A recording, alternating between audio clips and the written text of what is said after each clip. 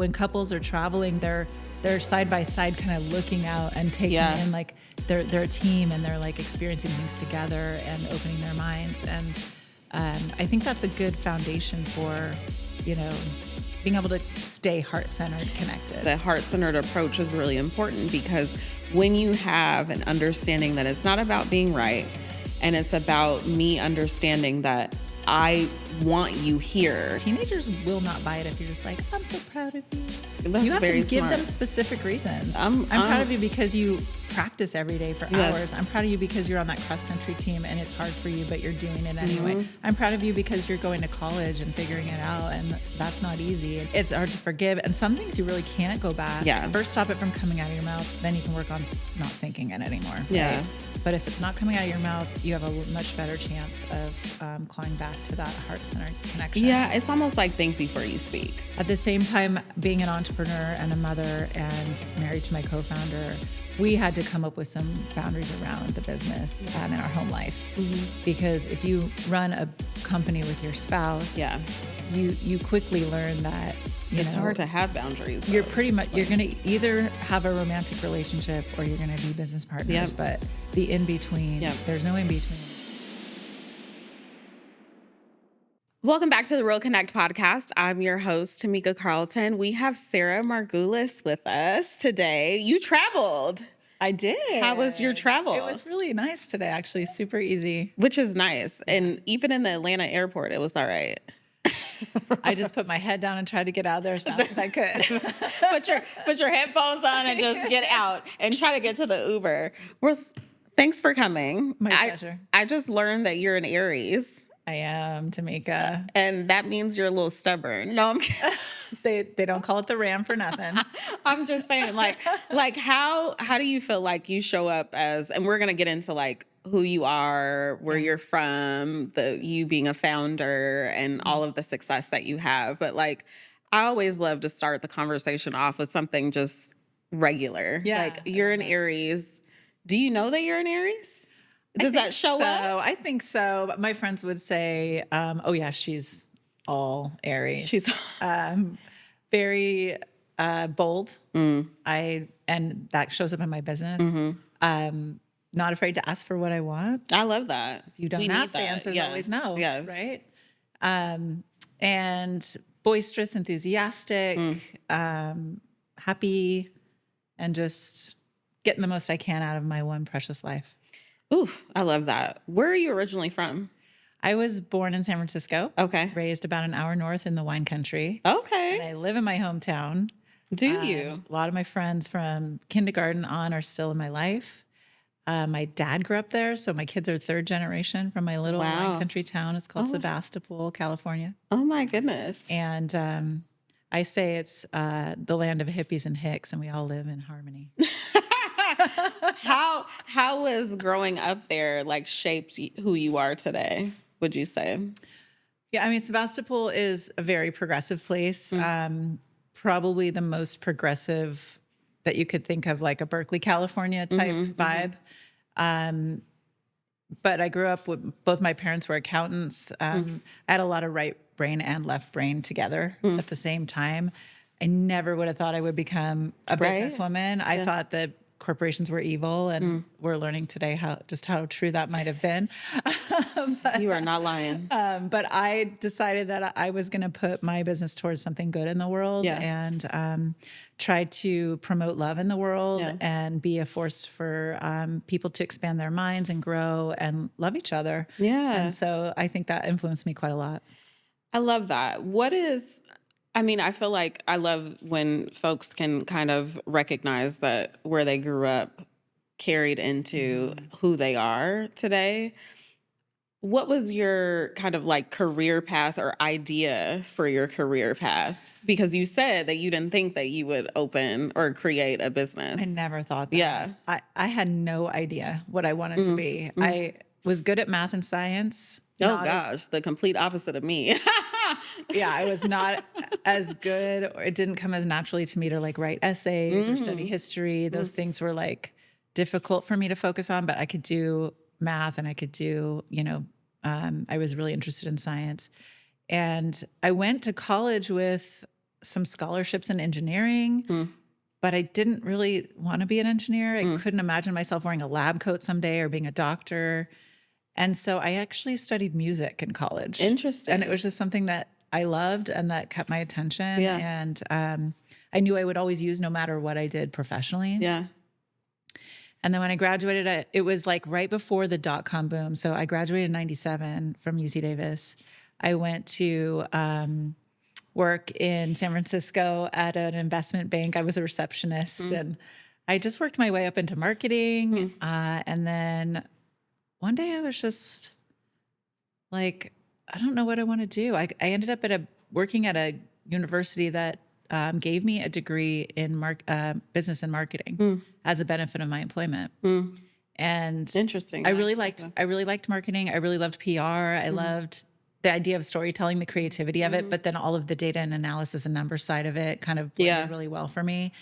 And then I met my my then, fiance, and we started Honeyfund together after our own wedding. So okay, we're getting into Honeyfund, which I love. What, you were with your husband or your fiance at the time, right? Yeah. And you figured out that there was something missing, and it just kind of came about. Right. Honeyfund came about. Tell us about that. Yeah, so we were planning our own wedding. It was 2005, and there were, we already lived in a 1-bedroom flat. We didn't have a need for any more physical And this is in San Francisco. Gifts. In San Francisco. Okay. It wasn't our forever home, so we didn't want to get a bunch of household stuff that we would have to move around. And we were both working really hard. We were stressed out, and we just were dreaming of our honeymoon. It was like, where are we going? Where's the farthest away we can go? Yeah. What's the most dreamy place we can think of? And we just landed on Fiji for no good Just reason. random. It just sounded exotic. Yeah. That was really the only criteria. Yeah. Well, we didn't really realize that it's halfway around the globe from Literally. San Francisco, literally, and not cheap. It is very expensive to go to Fiji. Yeah, and we wanted to stay at nice resorts and all that. So we just thought, why don't we just create a wedding registry for our honeymoon? And we made our own makeshift honey fund, and our friends and family came out for more than $5,000. Totally raved about the idea. And we had our dream honeymoon, and they were like, you guys need to do this for other couples. Like, you guys should create a website. That's so crazy. So was it a website that you created? Yeah. So we were aspiring entrepreneurs. We were like really interested in the personal and financial freedom that came with like doing our own thing. And he was a software engineer, and I had my background in marketing, and we just created a website and put it up. And we bought a few AdWords on Google. I know you have a lot of back in the digital day. marketing background. So, 2005, like buying AdWords was so cheap. Yes. You could register a domain name, on your own with GoDaddy for the first time. You could work on a laptop on your couch with a Wi-Fi connection for the first time. So we were very much like right place, right time to start a website.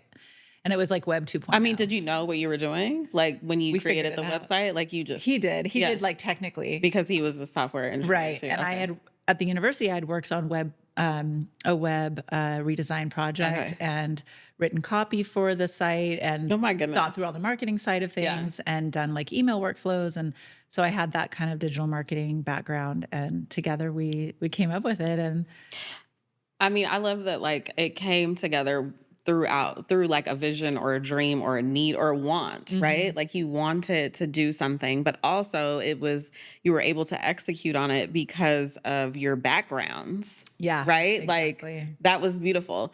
So Honeyfund came about because of this, you wanting to go to Fiji. Right. Your friends and family are like, why does this not exist? Right? Right. So you do what next? Like, yeah. So for about 7 years, we just kind of kept it running and like ran a few AdWords, and then people would sign up and they would invite 150 more people to the site, right? To give them a gift. I love that. When you said that, I listened to you on an interview and you were like, oh, every person would invite 100. I mean, that was like grassroots, wonderful marketing, like marketing 101. Right. But like, if I had been a genius marketer, like I probably wouldn't have even thought about that. It was like a side effect. Yes. I was like, oh, what did we just do? Right, exactly. Like all of these people are coming here, and we didn't ask for it. Right. And then by like 2010, our second child was born. We landed on the homepage of MarthaStewartWeddings.com. And that was by not because of you. Completely organic. And somebody, a woman named Darcy that works for Martha, posted us as Darcy's idea of the day, which was a thing back then. And our site crashed, and we were like, holy crow, what was happening? And so we got it back online, and it kind of took off from there. Wow. Okay, so it took off. That was 2010. You said we are now, 2025. Every time I'm like, what year is it? Oh my gosh, right? It's such a time warp. Seriously, like such a time warp. You have been able to accomplish a lot. Millions of couples like have been impacted by this Honeyfund situation, right? Like what is your mission, and why do you feel like people are gravitating to this? Yeah, travel and experiences has only become more and more and more important to people over those last 2 decades.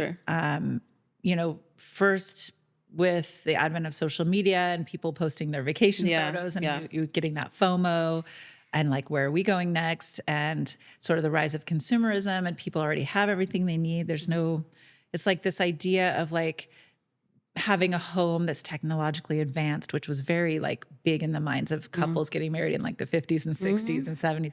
That was all kind of come to fruition. You could buy a toaster at Target for $15. It's like, we don't need more stuff, but we do need experiences. Right. We're working harder. We're really getting less for what we're working for. Yeah. And, vacations, time away, quality time is what is the spice of life, right? We saw couples just continuing to want experiences more and more.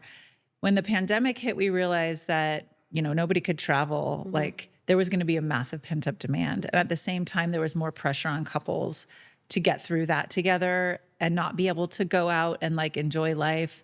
And we really looked at the business and we said, how can we really give this a mission that feels like it's helping people? So we did some research, and we found that couples who take a honeymoon are more likely to be happily married more than a decade later than couples who don't. Just a honeymoon. Yeah. And then when they continue to travel together, that is even more strong of a correlation.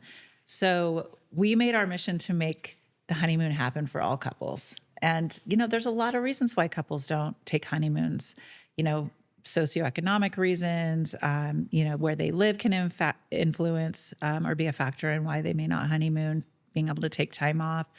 And so we just thought, like, we solved the financial challenge with the help of friends and family. They're the ones who really give that gift. But we can really do more to reach more couples who maybe aren't as much on the internet or don't have, the unbanked. There's a lot of people out there that could benefit from a first travel experience when they get married. Yeah, I love travel. I mean, I think I've probably pounded it into the minds of the audience by now of like how much travel and experiences just allow you to flourish as an individual, and especially as a couple. I think that it just allows you to just open your mind to new endeavors, and you see the world differently. And I think being able to experience that with your partner allows you to share something differently, and then you have a moment in time that you two can share. So I think the data makes sense, right? That those that have a honeymoon are more likely to be married. Yes. And we went to Costa Rica, and it was fantastic. How was your Fiji? Fiji was so dreamy, beautiful. They speak English there, which is amazing. However, you are aware that it's a poor nation, and it's an island nation. Yeah. So things aren't as, resources aren't as plentiful, fresh water, things like that. Children are going to school without running water. So I think, like what you said about new experiences and opening your mind, being in Fiji definitely opened my mind to tourism in general and how we give back when we travel. And so we started looking into like voluntourism and ways to kind of like help couples connect if that was important to them to connect into ways that they could leave something good behind on the trip and like plant that seed of karma for their marriage. Yeah, that's wonderful. Yeah. I love that. Is there like a common destination that you've seen on Honeyfund? We're doing a whole bunch of research right now and putting together a travel trend report to highlight the most popular destinations in 2026, because we already have 50,000 couples in our database getting married next year. So we know where they're going on their honeymoons. Wow, that makes sense. Year. Yeah. So 50,000 couples. Yeah. That's a lot. Thank you. Yeah, you're like, yes. we're doing our best. We do about 110,000 weddings a year. Wow. On the Honeyfund platform, more or less. So the destinations that are the mainstays that are always popular, Hawaii, number one, always at the top of the list. In fact, I'm bringing in someone from the Maui Convention and Visitors Bureau for a panel I'm hosting at Wedding MBA in a couple weeks in Las Vegas to talk about travel trends. And, of course, Hawaii being number one, had to bring someone from Hawaii to talk about that. And then Mexico has always been an amazing top 5. Personally, a place that is near and dear to my heart, especially because I got to go there a lot during COVID, and they were incredible during COVID. Mexico was so on top of it. They had the sanitation down, they had the protocols down, they had the testing down. I mean, and so many Californians were going to Mexico for sure. Yeah, and it just really, I came to love Mexico in a new way because the privilege of being able to travel during COVID, I was just so grateful that they kept it together for us. What other destinations are hot right now? Japan flown into the top 5 after like a long, steady climb over the last few years. And Italy has been in the top 5. Oh my goodness, yes. Italy, yeah. I would love to go to Japan. I need to get to Japan. Been to Italy. Definitely needs to go to Hawaii. And being from Seattle, you would think I would just hop and skip over there. Absolutely, yeah. But I've never been. Oh, it's a national treasure. Yeah. You have to go. I have to go to Hawaii. Yeah. Maybe I'll take my husband. He's lucky. He's looking like, I got it. He paid attention. So you have this great success, and then in comes Shark Tank. Oh gosh. Right? Like, how did that come about? What did that do for you? I feel like we'll talk about that a good amount. Yeah. So in 2012, we got an email from someone who said they were casting in casting at Shark Tank, and they wanted to know if we were interested in applying for the show. And I'm not someone who is a big fan of reality television. I don't really spend my time that way. I find it to be very cringe, as the kids say. Trying to stay hip out here. Cringe. It is. Super cringe. Yeah. I'm always just like, seriously. She said what? So seriously. So I just kind of was like, I don't think we should do that. And at the time we had a business advisor who was also a family member cousin. And he was like, listen, this show has 7 million viewers every Friday night. You're going, no matter what. That's a fair point. Right. I guess we'll go ahead and give it a try. So we applied and we got cast, and we were on season 6, which is 11 years ago. Jeez. Was it really that long ago? Yes. It was actually quite early in the days of Shark Tank, but kind of after it had really taken hold and become like a phenomenon really almost, part of like American culture. And the way I really appreciate Shark Tank, because first of all, it's not like other reality shows. It's unscripted. It's very authentic. Number 2, the sharks are really investing their own money. Right. So what you see is what you get on that show. And number 3, it really like brings forward the heart of the American entrepreneur, which is so beautiful. And in some ways, it's a more even playing field for entrepreneurs of all walks of life. We hear traditionally that VC has a problem with over-indexing on investing in white men. Well, you don't see that on Shark Tank. Truly, people of all ages, people of all colors, people of all black backgrounds can come in and pitch their idea and get real money and support and all that free press. Right? Yeah, I mean, free press. Were you nervous? I have never been more nervous in my entire life. Like you have to prep. Like how long? I mean, you have to figure out your little speech. Weeks of like scouring our like books, making sure all of our reporting was correct. I mean, yeah, you have to have memorizing numbers. Yes. What was your revenue 3 years ago? What was your revenue 2 years ago? What was your profit margin 2 years ago? What was, like just all those little, you have to be able to just. I mean, you have to, because they will eat you alive if you don't know those numbers. That's why they call it the Shark Tank. Yes, which I love because it's your business. So you should know. Yes. So you were on Shark Tank.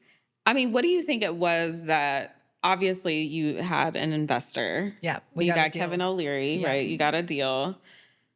You actually had a couple of people interested. I was so shocked. I was like, we got 3 offers. That's so just from behind the scenes, like, do you go into it like, okay, this is what we're going to stand on? You and your husband were on there. Like, do you think in your mind or together, like, this is what we're going to stand on as the offer? Or was it like on demand? We're just going to go with the flow. Yeah, good question. We actually really did have a line in the sand that we came in with. And we were not going to take Robert's offer. Barbara then kind of undercut him, and then he came back and matched hers. And we knew that Robert would be a better fit because he had more of a tech background. But we just really couldn't take his offer. And Kevin came in and swooped in with a totally different kind of structure. And it was a completely different idea. Yeah.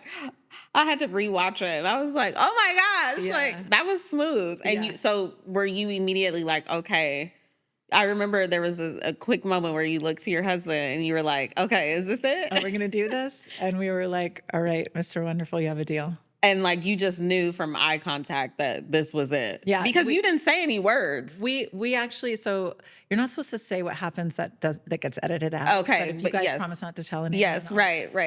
We were actually, we did a phone a friend. So we went out in the hallway. Okay, nice. And like called our mentor. Okay. And talked through it. And they ended up cutting all that out of the show. But, but it looked like you looked at your husband and he looked at you and you were like, like telepathy. Yeah. I was like, talk about real connection. Yeah. I love that for you. Okay. So you what do you think it was that made 3 sharks be so eager to invest? I'll tell you the exact moment. So at the time, we'd already seen a fair amount of traction. This was 2014 when we filmed the show. And at that time, we'd done $200 million in gifting on the platform. And when we said that number out loud, it was a wrap. They all like, we're like, wait a minute. Like, okay. We're gonna start paying attention now. Seriously. Yeah. And I think that was what it was. And they, Kevin understood that a wedding gift is an emotional type purchase. It's based on a connection between people and relationships, and it's sort of obligatory. Like people usually don't show up to a wedding without a gift. Right. So he was like, that's a lot of money, and it's like a really high conversion rate, if you know what I mean. So he saw that immediately, and the way he kind of puts it on the show is like, I love love. Yeah. Okay, Kevin. He loves love because Mr. Wonderful. Yeah. I love love because the money, the cash flow. Exactly. I love it. Yeah. I mean, and it speaks volumes too, to just love is valuable. I mean, love is essential in life, and there is so much, not only monetary value, but just spiritual value and all of the things. How has it been working with this type of business where you know that you're creating connection for people? To me, it's such a gift. Yeah. I work in a happy industry. Yeah. An industry that's all about love and celebrating love. Yeah. And I get to be part of the couple's story, not on their wedding day, but just after and into the first days and weeks of their marriage. Yeah. And Honeyfund gets to be there for them now with Anniversary Fund into the marriage. So we're doing, hundreds of anniversary funds. Oh my goodness, that's a great idea. Now, which is amazing. Awesome. And couples, we didn't realize, but a lot of couples were already using our platform that way. And when we launched the service officially, people came out of the woodwork. They're like, we never took a honeymoon. We're celebrating 5 years, 10 years, 50 years. We want to celebrate this way and take a trip. So it's been It's been amazing. But, love is so powerful. It's one of the It is everything. one of the biggest powers in the world. Mm-hmm. And I was actually, before I came over here, rewatching the sermon of Bishop Curry at Harry and Meghan's wedding. Do you remember that sermon? I do not. He went on for a good, 7-8 minutes about the power of love and I need to what rewatch this that. world would be like if everyone just if love was the way. And it was so inspiring to me, and I'll never forget it because, we are capable of harnessing so much in this world, so many resources. Yes. We've harnessed fire to make electricity. Right. We're going to space. Like we can do anything. Mm-hmm. So why not just lean into love? Right. Because what's interesting is love is almost automatic, but it's something that is automatic, but not something that people want to invest in naturally. Mm-hmm. It's like you love the people that are close to you. You love your family, your friends, your partner, your kids, whomever. But I don't even think that we really identify it as love. Like everything else in life, we're like, oh, here's money, here's this, here's that. But it's like the connection and the tie and the thread between your loved ones, quote unquote, loved ones. We don't really say, oh, we have a tie to them because we love them. You know what I mean? Take it for granted. Yes, we do take it for granted. So I think kind of tying into love, you've been married for how long? Tamika, Josh and I split up in 2019. Shut the door. Did I not know that? How did I not know that? I figured I would tell you. Right. That's been private. Oh my goodness. Okay. Well, you started your company with Josh. Yes. And how was it like building a company with your partner? Was that tough? It was amazing. And maybe it was everything that I wanted it to be. It was everything we dreamed it could be. And we were totally in it. Yeah. And then one day it just wasn't working anymore. And it was like the stress of the fast growth of the business and not enough staff to support it. I mean, good problem to have, right? Like we're crushed under the success of our company. 2 little kids, neither one of us had any experience like growing a company. We weren't like, seasoned like founders with exits. We just had a cool idea. Like you had no idea what this was going to be. Yeah. We had the grit to pull something together and we had the good fortune that people needed it and they were inviting their friends and family and it was successful. But we just fell apart and a few other things happened. We had moved the business to Florida. We went there in 2017 to take advantage of lower cost of living and hire staff. And we were in the shadow of Silicon Valley, in California. It was so hard to hire tech talent. Yeah. Oh, I'm sure. And our cousin, our mentor who lived there in Tampa, invited us to move out there and help us work on the business. So we did that cross-country move, 2 little kids, sold the house, everything, left my hometown. Oh, my goodness. To go pursue this dream, to grow and sell the business. Yeah. And then our cousin died unexpectedly of a heart attack. Oh my goodness. Like 2 months after we got there and bought a house and like landed and did everything. Gosh. And that was like devastating. And then Hurricane Irma came through and we got evacuated. And then fires went through our hometown. Oh my goodness. And then floods went through our hometown. And I just thought we broke the world. Yeah. We broke the whole like y'all world. moved and it was like, ta-da! The universe is telling us like that was a dumb move. I mean, goodness. Signs. Talk about praying for signs. It was so hard. Like have you ever been in like a really stressful situation or tragedy or you've lost a loved one and you just feel like you're outside of your body and you don't even like is this my life? You're not living it in can't your be body. my life. Yeah. That's how I felt for the better part of like 2 years. And it was brutal. And we tried communication classes, we tried couples therapy. I mean, you try, It was just too much, I mean, this is not something that's like talked about. Like you don't talk about this. Not that much. No. Yeah, like because I did my research. I'm just.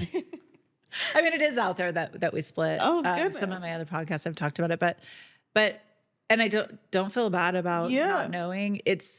I love being able to come and tell you this authentically, and for your listeners to understand like. This was not expected. This was not something, we started this business in love. We started this business for the love of other people to do what we wanted, Right. what we got to have with our honeymoon. And it was not something that I planned for.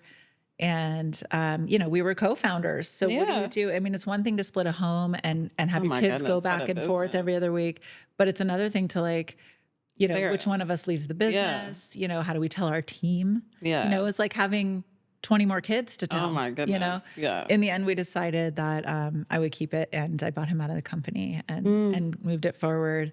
So we thought, all right, the kids have been through enough, cross-country move. Let's go back to our hometown and raise them with their friends and family and, my family.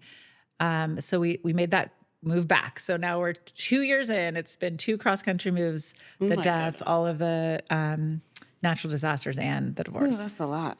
And that was 2019.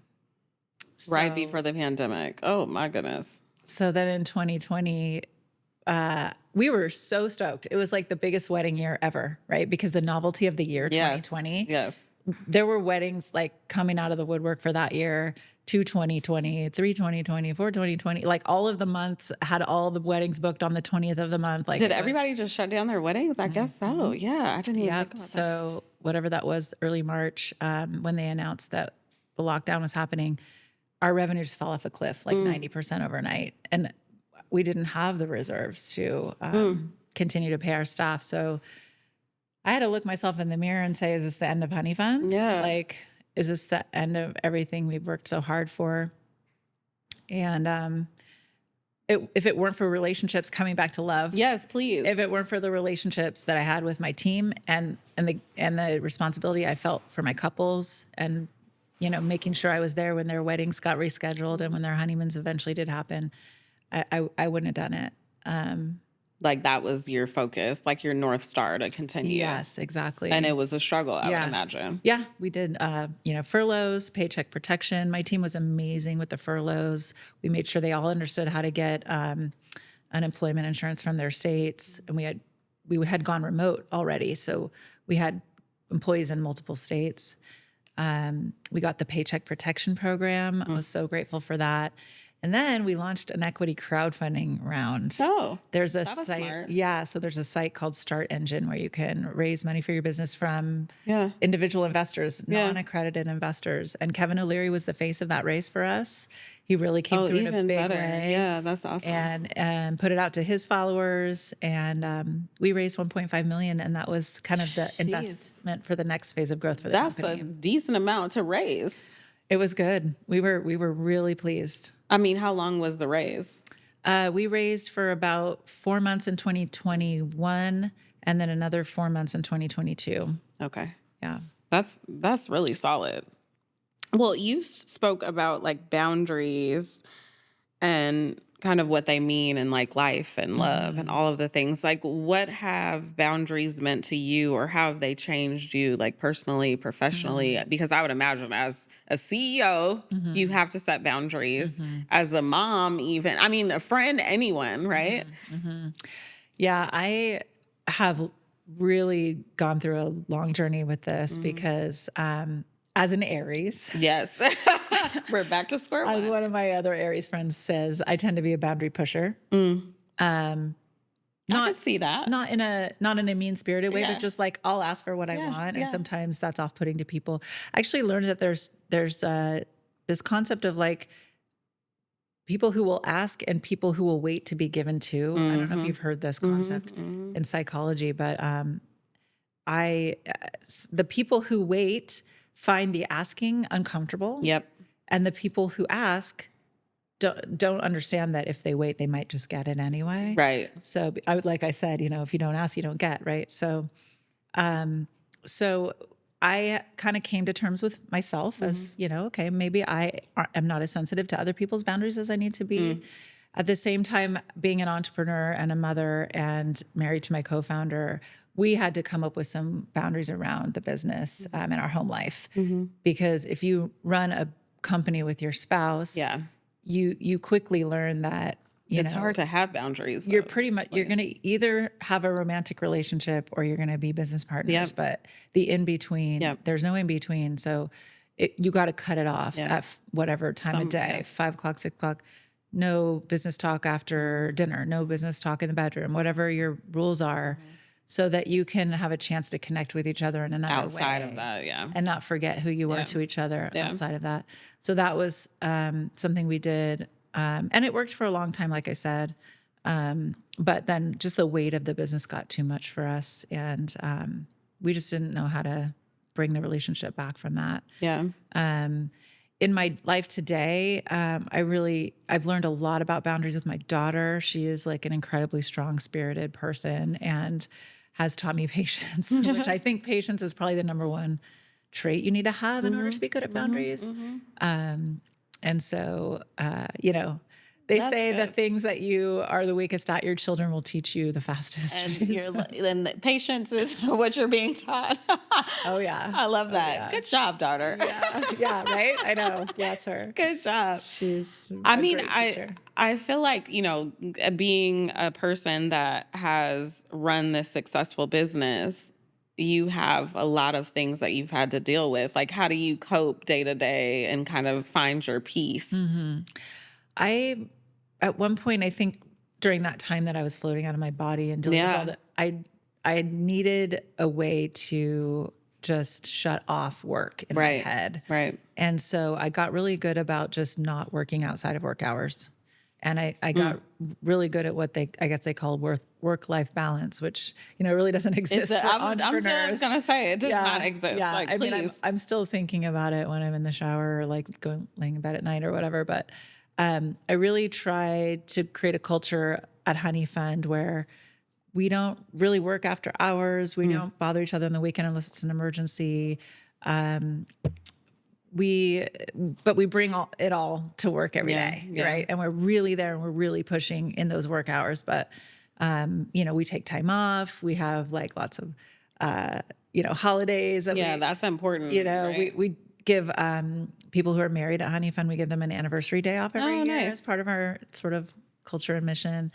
And so I really try to model that because if I don't exercise, if I don't sleep, if I don't have time with my kids, if I don't have time with my friends, I just don't have it to bring. Like you're not functional at the right way. At one point I just realized like it really is a limited resource because I'm learning about myself now that I probably undiagnosed ADHD my whole life. I mean, don't we all? At this point, especially entrepreneurs. Like entrepreneurs, I think are like 50 times more likely to have ADHD or something like that, or the other way around. Yeah. So, so I'm learning that like I have a finite tank, and when it's drained, like there's no more to give. And if I do, I just get grumpy and like my relationships suffer. So I don't want to do that. Got to like make sure that I'm taking care of me. What relationships do you prioritize investing in outside of your kids? Yeah. Well, obviously, kids are number one. And they're teenagers now, which is just like we're building a new sort of adult level relationship. They're like, we don't really need you right now. Well, yes and no. Like I'm actually really fortunate. My kids actually like hanging out with me. Well, that's good. Like we get the dog every night and we go up to my bed and we all hang out and talk. That's and like beautiful. Yeah. It's so great. We love to travel together.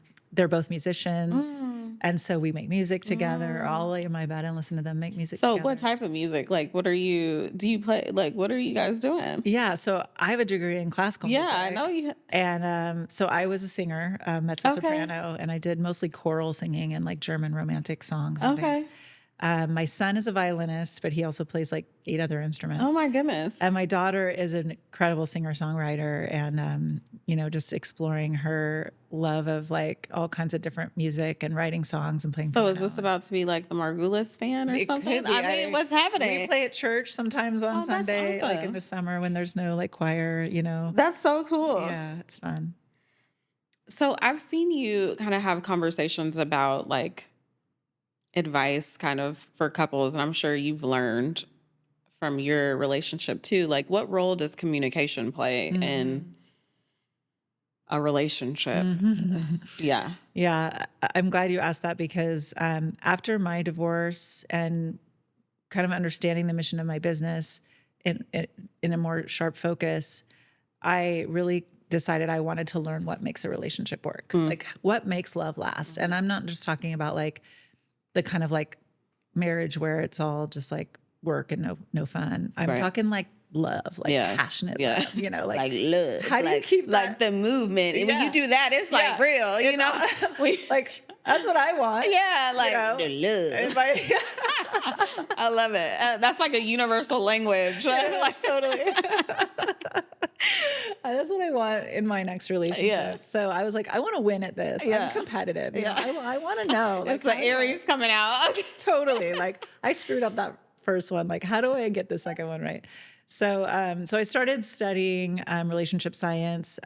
Actually, there was a brief moment between my undergrad and starting Honeyfund that I worked in a psychophysiology lab at UC Berkeley. I was really interested in psychological science, and the professor that oversaw my lab, Bob Levinson, was John Gottman's partner when they started the longitudinal study of marital outcomes. Yes. So I was really interested in all that, and I had a connection to it. And so like I trained my Instagram to just give me all like relationship content, you know, like creators that are all about relationship science. And I read books, and I was writing a book actually before COVID hit. Of course, that all got dropped at that point. But I really wanted to know. And what I learned is that couples who can stay in like a heart-centered connection while they're communicating, especially about something tough or conflict, are like way more likely to stay married than couples who get into a like a contempt or like a you know, anger moment or like we're you against me, right? Yes. Couples that are still heart connected when they're communicating and are looking at the problem as something.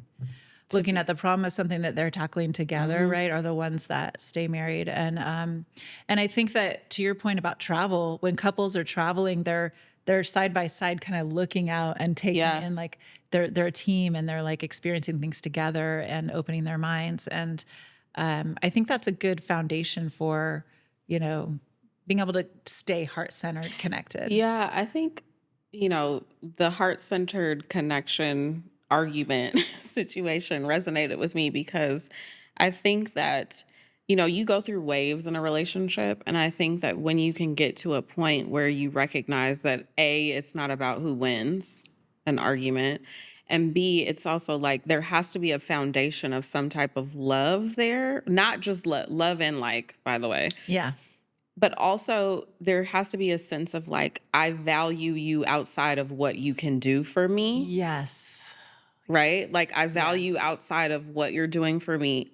And it's more about, I want to solve the problem or the situation. And most times, we all know, like arguments are never about what you're actually arguing about. There's always something foundational there. But I think the heart-centered approach is really important because when you have an understanding that it's not about being right, and it's about me understanding that I want you here, period. Right. I'm not going to try to fight you on something that is trying to push you away. Right. You know, like yes. We want each other.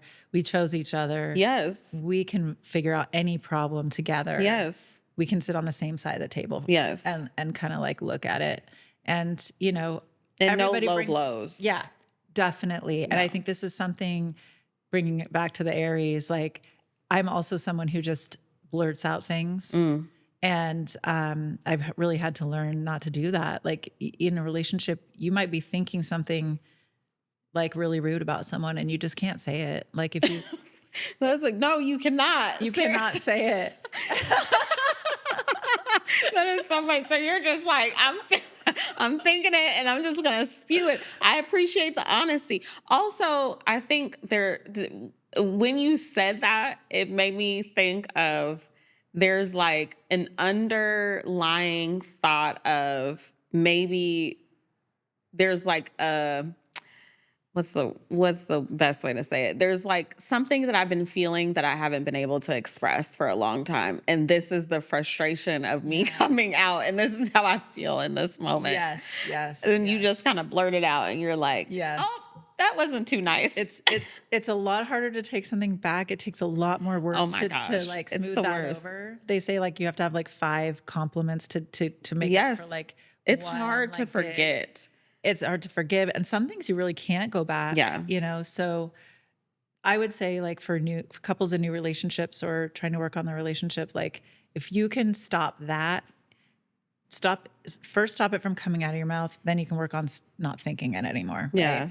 But if it's not coming out of your mouth, you have a much better chance of clawing back to that heart-centered connection. Yeah, it's almost like think before you speak.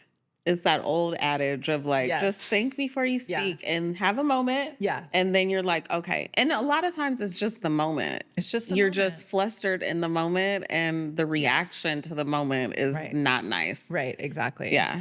So not that you shouldn't address the the issue. Absolutely address. Or whatever kind of triggered that. But like in the heat of the moment, take a breath, count to 10, walk away. To count to 10, please. I mean, I don't count to 10. I'm just going to walk away. But what do you think you're going to bring to your next relationship that? Yeah. Yes, a little. If you can see the love.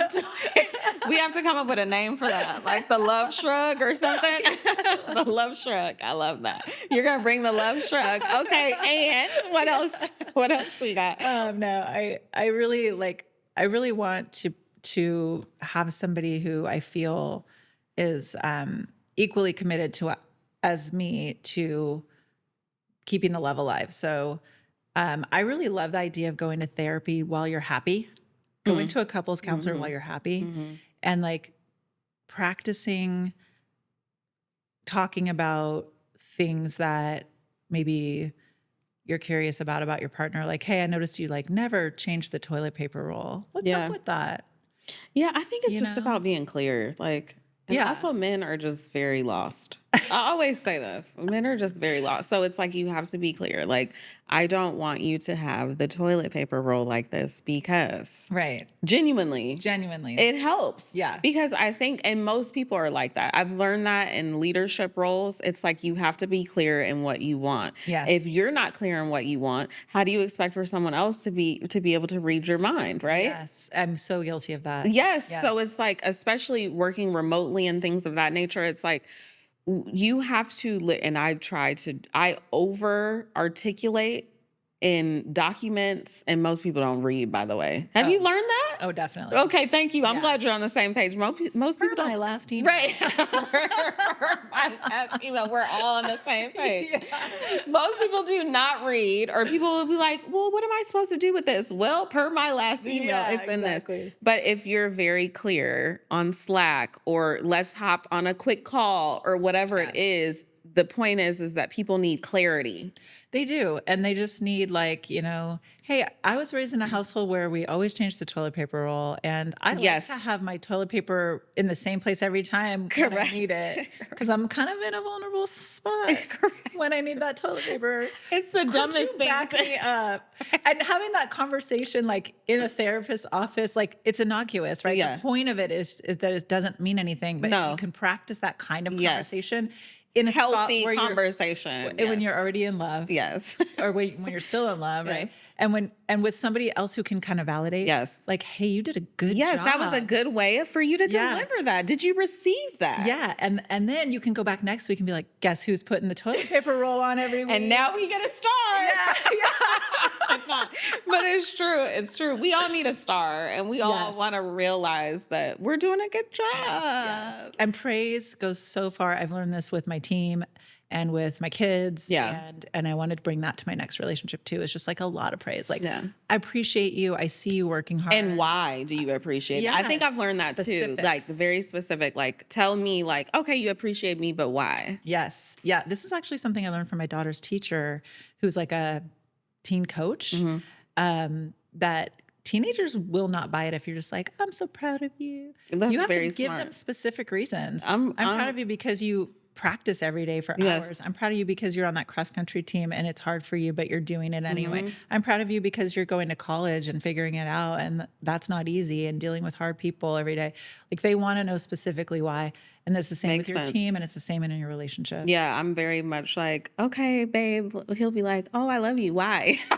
I see memes all the time where women are like, I love you. Or the husband is like, I love you. And the woman is like, but why? Yes. Do you love me? Why? Today? Tomorrow? Like, we're very low-key needy, but it's just because we all need a little bit of validation and we need specifics. For sure. Specifics go a long way with any type of relationship. Absolutely. So yes, I can't wait for, I don't know if you're dating. Are you dating?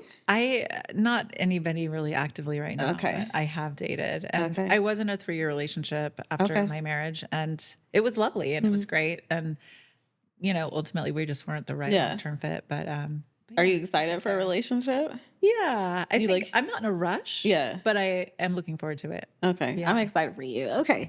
How do you define success for you as a person, a woman, a CEO, all of it? I love that question. I think success is, I think a lot about it actually, for me, is being able to live comfortably, send my kids to college, take a vacation or more than one a year. Yeah.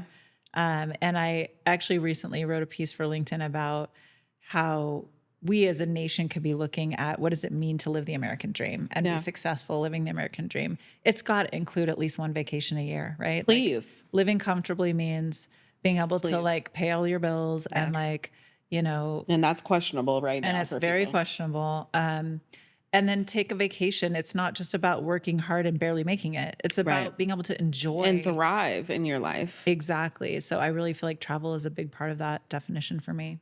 That's awesome. Well, how would you say, who are you outside of Honeyfund? So this gets back to your question about what relationships am I leaning into. So I'm a mom of 2 teenagers. I have a lot of childhood friends that I'm still really close to. So I'm a friend. My parents still live in town. My grandparents, who are 93 and 95, are still in my life, and I help care for them. So they've been married for 75 years. Oh my goodness.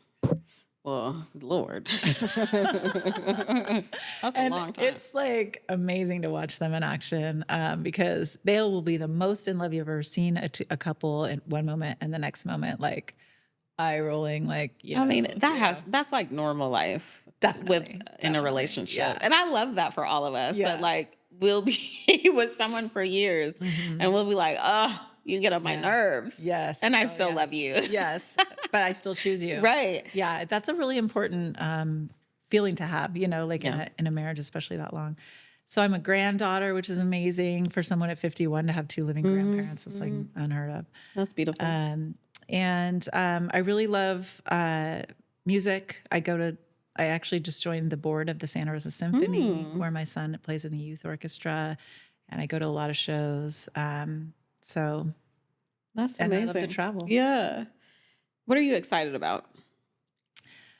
I'm excited about my kids' future. I really feel like this generation, Gen Z and Gen Alpha, are extremely smart, extremely passionate, extremely savvy, and understand that it's not rocket science. We just got to take care of each other. Yeah. Getting back to like, I feel like they don't take life as seriously as we have. Yeah, they're playful, they're joyful, everything's silly. Yeah. We could be laughing over some brain rot video on TikTok, right? Or watching the dog chase her tail and just like enjoying it. And some of that is the youthfulness, But I'm really excited about. I'm excited about what AI is capable of. Ooh, I'm excited too. I saw Van Jones give a talk on the future of what's possible with the future of AI, and he was like, "We could make Wakanda real." I mean, we can make anything at this point. I feel like we may be able to be like time machines. Yes. Like it feels that way. There's so much. I mean, I was actually talking to some of the symphony board members about it. I'm like, we could create a Beethoven, AI that like answers conductors' questions about how should I interpret this passage, or like, why didn't you ever finish this piece? It's like exciting and scary at the same time. Yeah. Which is thrilling, and I also want to run. Yeah. You know what I mean? Oh yeah, no, it has its threats for sure. But again, it's going to come down to like, are people harnessing this power for good or for profit? Yes. And we know that when we go to profit, the goodness gets left behind. Correct. It's just power is corrupting. Yeah. It's like, how do we use it? All right. Well, speed round time. Favorite thing to do with your kids? Our evening cuddle times with the dog. Oh, and you said that earlier. And travel. Love travel. Who do you admire or inspire, or who inspires you most? I'm really lucky to be inspired by many incredible women, and have met some really cool founders like Sara Blakely. I think She's amazing. what I love about Sara Blakely is her story of how she founded Spanx. Yes. Is all about like belief in herself and Yes. grit and like belief in the abundance of the universe. She literally was listening to Wayne Dyer tapes back in the days when you could get like the big box school of tapes shut shipped to up. you like for $9.95 off the TV. Her dad had bought them and like gave them to her and said like, listen to these, it'll change your life. And Oh it my did, goodness. you know, and I've read Wayne Dyer, he's incredible. But I love her story and she's not shy about the fact that there was this sort of like spiritual component to her story, which I feel like gets poo-pooed a lot in the world of entrepreneurship. Yeah. But that belief in yourself, I mean, it carried her. totally. And look at her. totally. Look at where she is. Now she's making sneakers with high heels on Yes, them. I'm telling you. And I had a thing. pair. You did? Yeah. You tried the sneaks? Yeah, I tried the sneaks. And? I had the sneaks. They were cute. I was down for the sneaks. Okay. Yeah. All right. You got to get on the I sneaks. was a little skeptical. Get on the sneaks, Sarah. Okay. All Come right. I'll on. do it I'm trying to because tell said you. to. They were cute and they were comfortable. Okay. They're very comfortable. All right. Well, when we go out in Atlanta, I'll bring my sneaks. Yeah, please. Yes. That's what I'm talking about. Cheers to that. Okay. This is random, but I love this. Oprah or Brene Brown? Who are you choosing for a deep conversation?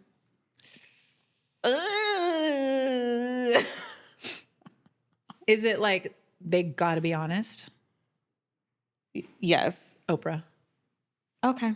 She's met so many like crazy people. I know she Yeah. has stories. Oh, for sure. For sure. Yeah, Brene Brown is incredible, but I feel like you can talk to her every day because of her podcast and her books. But Yeah. Oprah's very like off the grid. You know, and Oprah's from got privacy. a Oh, she got all lot the of stories, stories. all the goods. Yeah. Okay. What's one love language of yours? Well, they recently added shared experiences. So, Oh, I didn't know that. So travel goes into that one for me, big time. Okay. Well, I got to get on that. Give me a balcony, a sunset, a glass of champagne, and a person, like my person. That's like my dream. Isn't that in like a good view? That would be like, oh, yes. hello. Okay. Two more. If you could relive one Honeyfund moment, what would it be? So when our Shark Tank episode aired in 2014, we rented out the local brew pub and invited all of our friends and family in the whole town to come and watch it together. And it was so much fun just to like be there with everybody that loved us and see it air on live TV. And that's pretty darn cool. it was like really one of the most joyful moments of my life. That's awesome. Yeah. All right. Lastly, complete this sentence for me. Real connection feels like. Real connection feels like.